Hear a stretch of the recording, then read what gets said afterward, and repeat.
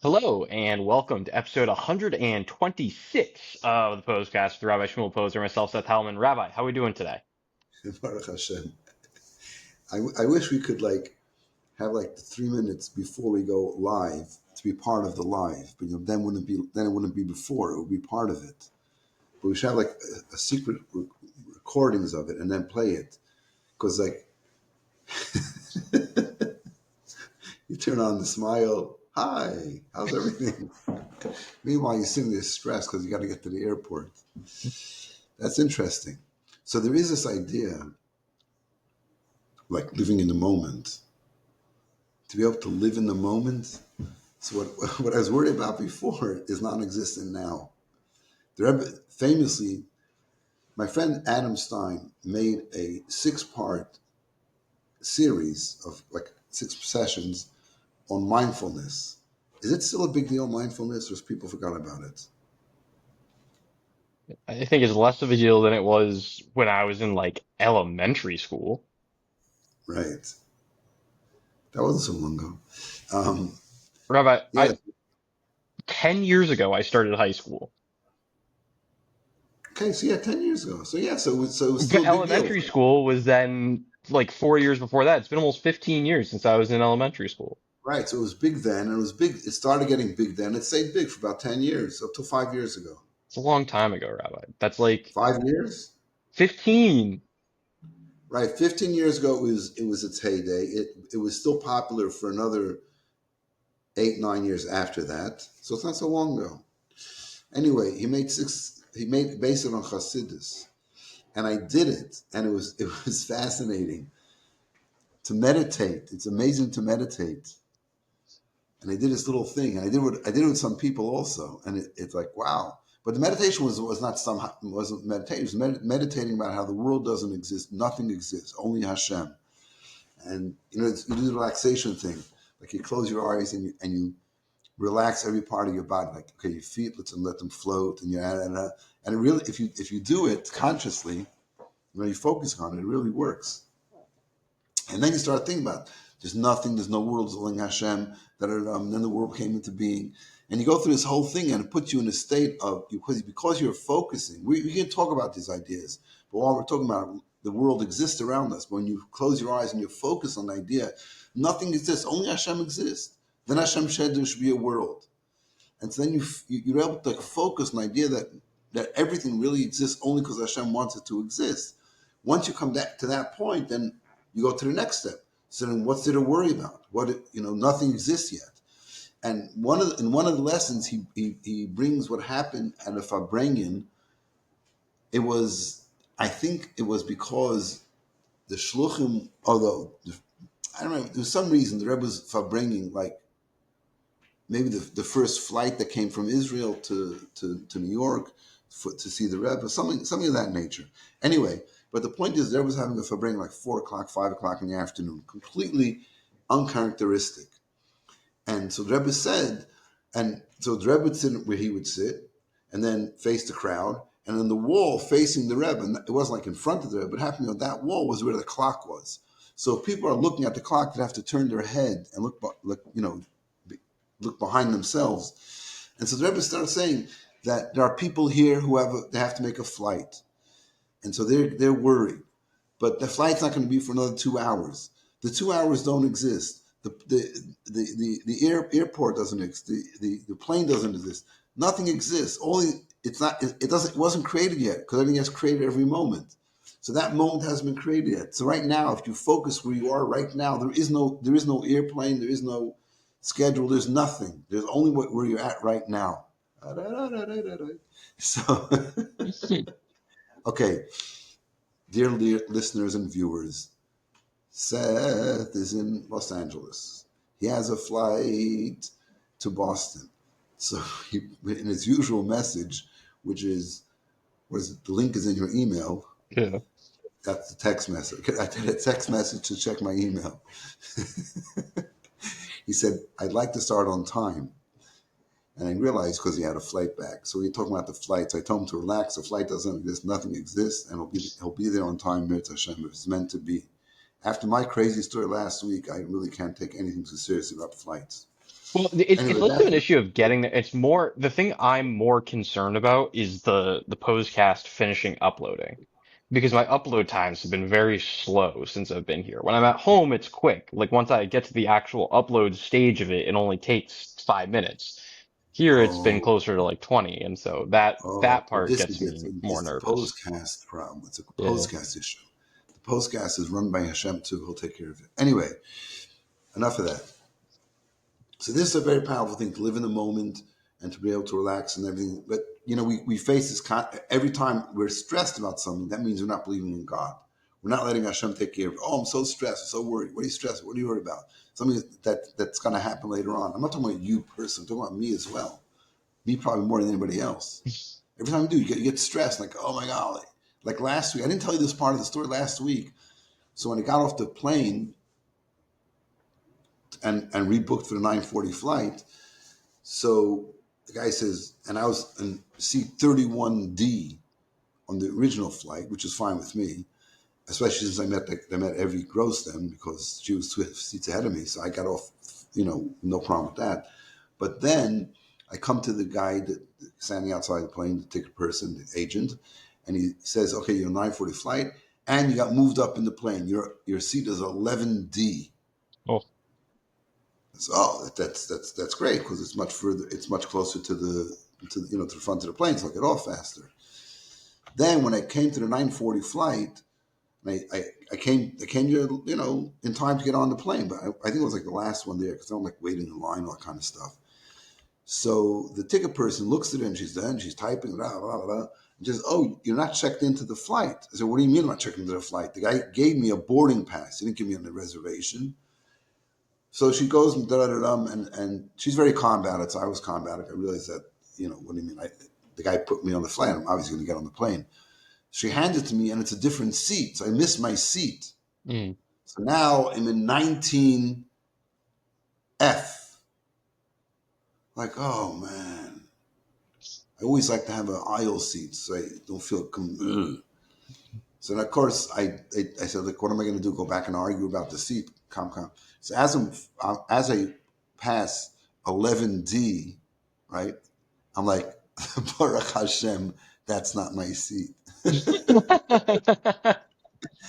I can't for reasons of being politically correct, which is PC, very very different than PC, which is Posner correct. I will not describe to you the two people that were sitting in E and F. I would not want to sit next to them. So that I was saying, Baruch Hashem. So I continued down to 19. In 19D, somebody was sitting there, and I motioned him that I'm in the thing. I go into the window seat, and lo and behold, there's no one sitting in seat number E. So I was like, it's great. You have Mm. to deal with any neighbor whatsoever. Anyway, that was one little Ashgacha Pratis there. Now, I have here something I just saw today. People think we prepare for the podcast days in advance, which we do sometimes, weeks in advance, unusual. But to literally prepare an hour before, that's not uncommon. So here I have in front of me, I'm just going to read it to you. I'm not going to show it to you because there's really nothing to see. One of the people that, so Rebbe had like Gaboyim, or we call them secretaries. Rabbi Chodakov was the head, Rabbi Groner, Rabbi Klein, Rabbi Simpson, Mr. Mendel, Rabbi Krinsky. This is all part of the Rebbe's team. These are the people he would consult with. Whether it was coming into his office and dictating to him, each one of them had a unique role, but all of them were pretty much whatever the Rebbe needed, they would be there doing different things for him. One did PR, one wrote typed letters in Hebrew and Yiddish, one typed letters in English. It was all kinds of different things. They're all let's just say, part of the Rebbe's team, okay? So and then there were people that weren't part of the team as far as dealing with stuff outside with the Chassidim or other people, but were directly helping the Rebbe, you could say, in his personal life. One of those, and they would go to the Rebbe's house and be in the house, like cleaning, cooking, whatever the Rebbitzin needed, or the Rebbe. Usually wasn't the Rebbe directly that needed stuff, but it was the Rebbitzin more than anybody else running the house. You follow what I'm saying? So one of those people was Rabbi Beryl Unick.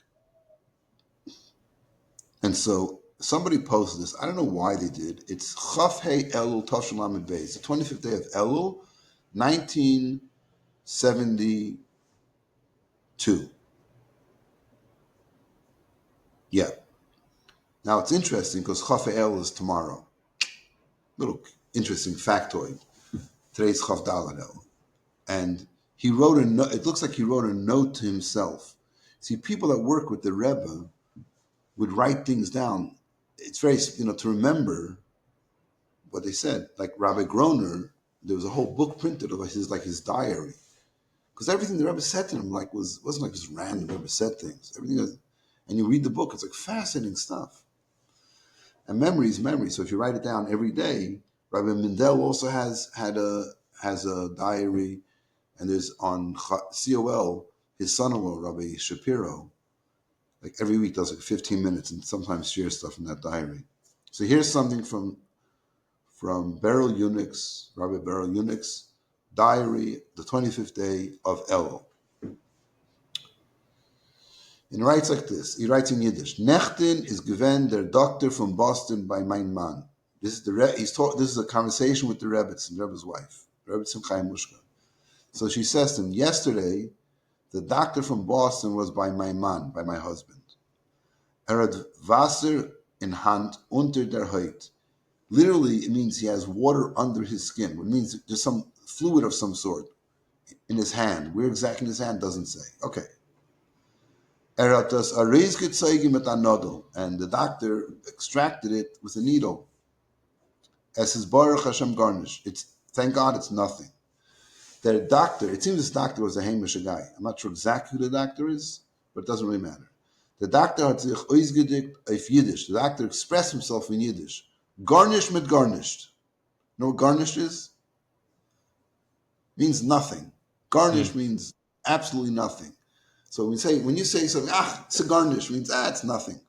We say it's a garnish mit garnish, means it's nothing with nothing. It means like nothing squared. Garnish with garnish. It's like an expression. It's nothing. It says Baruch Hashem garnish. It's nothing. The doctor is garnish with garnish. So then Beryl Unick asked the Rebbetzin Chaim Mushka, he said to her, Zum tut weh. Is Rebbe having pain from it? This isn't her answer. She said like this, hat nicht kein Meure für kein Sach. Hat nicht kein Meure von kein Wetingen. He has no fear, or he's not afraid of any type of pain. Hat Meure for Rosh Hashanah. He has, I don't use the word fear, but that's really what it is. He only fear is of Rosh Hashanah. That's what the Rebbe said. Isn't that amazing? It's 5 days for Rosh Hashanah. Chaf Heyel, 5 days for Rosh Hashanah. And he says, was the Rebbe in pain? He says, pain doesn't bother him. But what does worry him or concerns him or brings him fear, that's the word Hatmaira. Hatmaira doesn't mean literally afraid of, but Hatmaira means a sense of respect, like in a moment of awe. Hatmaira for Rosh Hashanah. That's pretty. I think all of us have. I don't know if people are focusing. I don't know what's going on. Are people? I met a kid today. I told him, "Oh, Rosh Hashanah is next Monday." Like, oh, okay. Like, you know when Rosh Hashanah is in the Jewish world, like literally a month before you're focused. When is okay? Some people start saying slichas. The Svarim say slichas, but everybody coming a week or two before, like, yeah, it's an and you think about it and you learn about it, you read about it. It's an awesome day. Today, I have to admit, I saw this little clip, like one of these 30-second things of a Jewish comedian. He says, every culture, when they have New Year's, they have a big party. What do we do in New Year's? Go around. Okay, he had to exaggerate a little, say, we go like this. We don't do that on Yom Kippur, whatever. But he said, we're going around. We go around on Rosh Hashanah like they go around the day after their New Year's. Like when they're having a hangover, we go around. We go around looking like we have a hangover. But yeah, it's an awesome day. It's a powerful day. It's a powerful day. You know, when you blow the shofar, listen to this. So how many sounds you sound on the shofar completely? 100. Okay? You do 30 the first time, then during Shemana Esrei another 30, repetition of Shemana Esrei another 30, and then in the middle of the last Kaddish, you do another 10. Altogether 100. Then after that, you do Aleinu, you do Tilim, all that kind of stuff. Then you blow the shofar another 30 times. The same way you did like the first time, which is 3 sets of each one, right? Because there's, for those who don't know, Tekiah, Shvarim, through Tekiah. The Tekiah is a long sound. So you have a long sound in the beginning of the set, at the end of the set. In between the set is a broken sound. And there's 3 options of the broken sound. It could be short broken sound or staccato broken sound, quick broken sound. So it could be or okay, or it can be both together. Each one separate. The short broken, the broken and the very broken, one after the other, or just the broken, or just the very broken. So we do 3 sets of each of those, which means Tekiah, broken, very broken, Tekiah 3 times. Then we do Tekiah, broken, Tekiah 3 times. Then Tekiah, very broken, Tekiah 3 times. So we do that at the end of davening as well. And so there's 2 reasons that are given. One reason is given in case somebody wasn't paying attention properly. During davening, we give them one more chance, which fascinatingly presents itself very differently nowadays. Because what happens if somebody comes into shul late? Like you tell them, shofar blowing me at 12 o'clock, they walk in at 12:30, 1 o'clock, whatever. So they could be fulfilled their obligation by listening to the shofar blowing that's done either during the quiet Shemana Esrei or in the repetition of the Shemana Esrei. But that would also, it'd probably be necessary that the person blowing shofar has in mind that if anybody, he's not just blowing the shofar because it's part of davening, but blowing the shofar to fulfill the obligation of somebody who didn't hear it the first time when they made the bracha.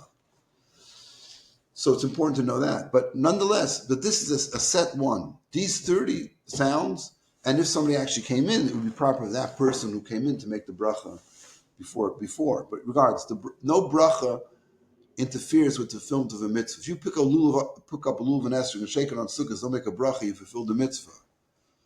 If you eat matzah, you don't make a bracha, you fulfill the mitzvah. It's a good thing. You shouldn't make a bracha, but the bracha doesn't disqualify it from fulfilling the mitzvah. So that's the 30 sounds you do after davening. Another reason you blow those 30 sounds is to confuse the Satan. What do you want to confuse the Satan for? Because after davening, what do? After davening, you go to eat. And in fact, it says, in the pasuk, it says, not in the Torah, but in one of the prophets, it says, go out now and eat and drink.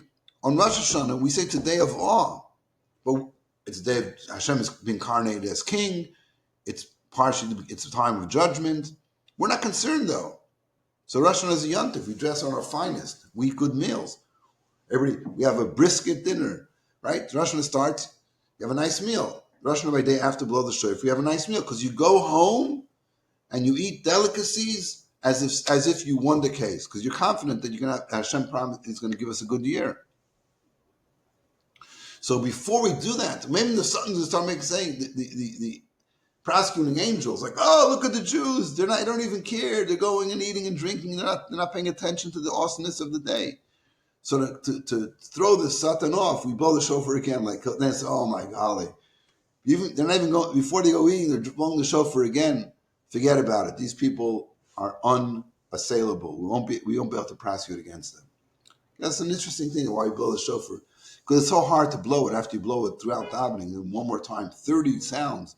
But in a sense, it's so powerful because this is like the final push to get the Satan out of the way as we're going to celebrate on Rosh Hashanah. So I was talking to this guy, the student, and he had participated in the 30-day challenge, which happened a year ago, I guess, by putting on film. And we had like a WhatsApp group, and every day you had to post a picture. And then there was this guy who was a graduate from Cornell who had this company that made these very nice little backpacks. And 30 days you post on the chat every day. You post that you put on fill, and at the end of that you get one of these very nice backpacks. And so when he came to see me, I said, "Did you put on?" He came today to see me. I said, "Did you put on film today?" He says, "Not yet." I said to him, "But you knew I was going to ask you when you came. Why? Why? It's one thing, you know." So then we were talking about like how do we? He said he did it. He did the 30 days, and then it stopped. So there are some places, I think some Chabadas that have like every day you have to post a picture. Like it gets a little bit like annoying. First of all, it's popping up on your phone every like whatever, and how people. So I said to him, you stopped doing it. Like why did you stop doing it? And how do we get you back into it? We can't start a new challenge because I tried that after the 30 days and it didn't work. Nobody, they did their 30 days and we're done with it. Some I hope and trust kept on wearing film every day and some didn't. But you can't like try the trick to do the same trick twice. So I said, like, so why did you stop? Like, how did you stop? He said, the way it happened is that I just, like one day for some reason I didn't put on film. Whatever. It doesn't matter what the reason was. Once you stop doing it once, sort of you fall out of it. I said, okay, so let's fall back into it. We'll start a new streak now. He said, oh, I said, pick up. He said, so then, but I'm not going to start a WhatsApp group. I said, I'll call you. I'll message you. What time are you going to put on film? This guy's an early riser, 6 o'clock, 6 a.m., which is fine with me because I'll be up then. Maybe in the middle of davening, but whatever, it's fine. So that was very fascinating. Like and I think about it, like for myself, I don't think about whether I'm going to put on tefillin or not. Obviously, I mean, and the example you always give, right? Yes, the pants. Pants, right? So you don't think, oh, tomorrow I'm going to wake up and put on my shoes before I go outside. You don't think about it. It's like something you do. So tefillin obviously is much different than getting dressed before you go outside, but it's to be able to make that something which is a staple to your day that you're never going to forget it. I won't go out without doing it. So I think that's a good idea. So I'm going to have to help him get that back into his routine. That's why it's very important for me to ask him, what time do you want to put on film? Like it should be done on a regular basis. Like this kid I met on campus, he was tabling not for Chabad, for another organization. And I said, I know the kid, you put on film? He didn't put on film today. It's like, it's 2 o'clock in the afternoon. Like, what happened? So, the whole excuse is I had to go out or I had to leave my house. See, once you have, the positive part of having a routine is that you'll do it every day. You know what the negative is? When you miss it, like, okay, then it's out of your mind. You could almost forget to do it because, that's when I do it. If I don't do it then, it leaves my mind completely. You forget about it. Yeah. So that's the good thing about routines is it reminds you to do it. The bad thing is that if you miss that designated time, who knows what's going to happen. Okay, I think I did this last year or 2 years ago. I talked about how the Rebbe would blow shofar, but I want to talk about one part of it, and that is that people would give the Rebbe a pan. Pan is a pidyon nefesh. Literally means redemption for my soul. But it's really what it is. It's a request that the Rebbe daven on your behalf. So the Rebbe would stand by his door. I was actually looking for a video about something else. I'm not going to get into the whole story about something else because it's going to distract us. But I was looking for it. And when I saw the video, what I was looking for came up in the context of the Rebbe taking these letters. People would write a note, put it in an envelope, and put in money for tzedakah. And the Rebbe would collect these envelopes, and I'll tell you, we'll get back to it in a second. And then his assistants, which we mentioned before, would have to take them and take all the money out, put that wherever it goes, in which bank account, I don't know, whatever they did with it. And then the notes would be taken, not the envelope, just the notes, put it and wrap them in brown paper, make a bundle out of it. Okay, so that's bundled up, and then there would be like these bundles that were like 2 feet by 1.5 feet by 2 feet, and like approximately that size, like three, four, five of them. Would the Rebbe come downstairs, rush on to daven, they would follow the Rebbe, as they always did, by carrying these bundles that had the notes in them. And they would put it down near the Rebbe by davening. And then the Rebbe get an aliyah, would get maftir. And then right after that goes shofar blowing. And they would come up and they would, after the Torah reading was done, they would put on the bima, because people would hold the Torah scrolls, and put the bundles on the bima. And then before they would start, the Rebbe would take his talus and would cover all these bundles over the bima, and they would daven. And sometimes you couldn't hear, it wasn't very loud, but people on the bima could listen very closely. They would hear sometimes Rebbe would be crying. It was a very intense time. Then he would pull his talus back, and he would lead the recitation of the 6 verses that precede the Torah reading, the shofar blowing. Then he would say the blessings and blow the shofar. So this is like one awesome moment. Like you knew something's going on. Like the Rebbe, as his talus, is there on the bima, leaning over the bima, talus covering the whole bima, and only people who are really, really close could hear what was going on. We knew that this is like the Rebbe that's the Rebbe davening to Hashem. This like, we never seen anything like this. The Rebbe, we saw the Rebbe davening, but not in this type of intense situation. And your note is under the Rebbe's talus. It was a crazy, and then the Rebbe would collect each one. He would stand by his door and like put it into his other hand, and it would be like a big, like put it into his hand, one after the other. Like his hand would be full. Then he would turn around and put them down. Like he could nobody. And as he was taking, he would say to each person, so if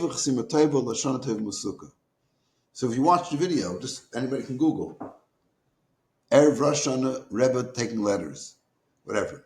Everyone knows how to Google, or AI, whatever it is. Anyway, so the Rebbe would take, and as I'm looking at it, I've thought about it, seen it 100 times. I had the privilege to do it many times, but like the Rebbe standing there taking each person's letter and looking at every single person. Every time he's looking at the person, there's never a time that the Rebbe gave something to people or took something from people, like this case. They didn't look at each person, each individual person. As he poured wine from his cup for Kesha Bracha, as he gave dollars, it was always a personal look, which is fascinating. So the Rebbe was looking at each person and saying to them, written and inscribed for a good and sweet new year. Look, each one, and then taking that into his hand and holding it and then putting it down, taking it again. So nowadays, obviously people go to the oil. I was there, B'chani, on Sunday. They go, you daven, you put your note in. So it's like the same thing also. The Rebbe carries up our prayers and our things we need for the new year. But I was talking to somebody, said, yeah, you're going to go to the Rebbe. But when you go there, you need to give something, when you hire a lawyer, and so the lawyer interviews you, it's like, hey, what happened? And like, what? And give me something I can use to defend you. The same thing also, you want the Rebbe to represent you to Hashem. Okay, give the Rebbe something what's he going to give you? So when you write the note, you need to write it in the note itself, or at least in your own mind and in your own heart, make a resolution to do something, do another mitzvah, be more careful about a mitzvah. The Rebbe then could take that and use that as a means to elevate your prayers to Hashem. The main thing is that as we prepare for these days before Rosh Hashanah, we get serious about who we are, we focus, and we're not afraid of Rosh Hashanah, but we respect the enormity of it. We are the ones that are able to reestablish Hashem's presence in the world. And Hashem wants us to do it. He wants us to reestablish His presence in the world. And we want it to be established in an ultimate way. That as we usher in this new year, before that even, we should usher in the coming of Mashiach Tzidkenu. Man. A happy and a healthy and a sweet new year to everybody. Chaim. Thank you for listening to episode 126 of the Pos-cast with Rabbi Shmuel Posner. We will see you at some point next week. Not sure when, because Rosh Hashanah does conflict with Pos-cast time. So I assume either Thursday or Friday, but it'll get out at some point next week. Have a good week and talk to you.